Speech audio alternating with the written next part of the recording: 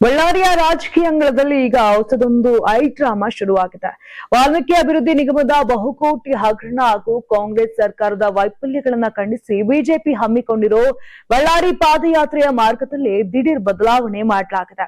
ವಿಷಯ ಏನಪ್ಪಾ ಅಂದ್ರೆ, ರಾಜ್ಯ ನಾಯಕರು ಮೊದಲು ರಿಲೀಸ್ ಮಾಡಿದ್ದ ರೂಟ್ ಮ್ಯಾಪ್ ಅನ್ನೇ ಬದಿಗೊತ್ತಿ ಶಾಸಕ ಜನಾರ್ದನ ರೆಡ್ಡಿ ಮತ್ತೆ ಮಾಜಿ ಸಚಿವ ಬಿ ಶ್ರೀರಾಮುಲು ತನ್ನದೇ ಆದ ಹೊಸ ರೂಟ್ ಅನ್ನ ಪ್ರಕಟಿಸಿದ್ದಾರೆ.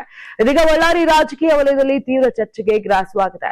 ತಮ್ಮ ರಾಜಕೀಯ ಅಸ್ತಿತ್ವ ಮತ್ತು ಭವಿಷ್ಯದ ದೃಷ್ಟಿಯಿಂದಲೇ ಈ ಪ್ಲಾನ್ ಚೇಂಜ್ ಮಾಡಲಾಗಿದೆ ಅನ್ನೋ ಮಾತುಗಳು ದಟ್ಟವಾಗಿ ಕೇಳಿ ಬರ್ತಿವೆ.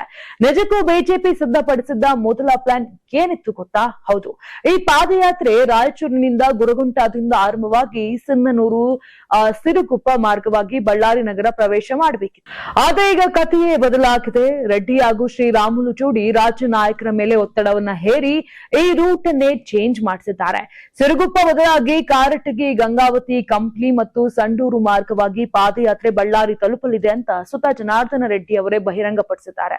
ಅಂದ ಹಾಗೆ ಈ ಮಾರ್ಗ ಬದಲಾವಣೆ ಹಿಂದೆಯೂ ದೊಡ್ಡದೊಂದು ಪೊಲಿಟಿಕಲ್ ಗೇಮ್ ಪ್ಲಾನ್ ಇದೆ.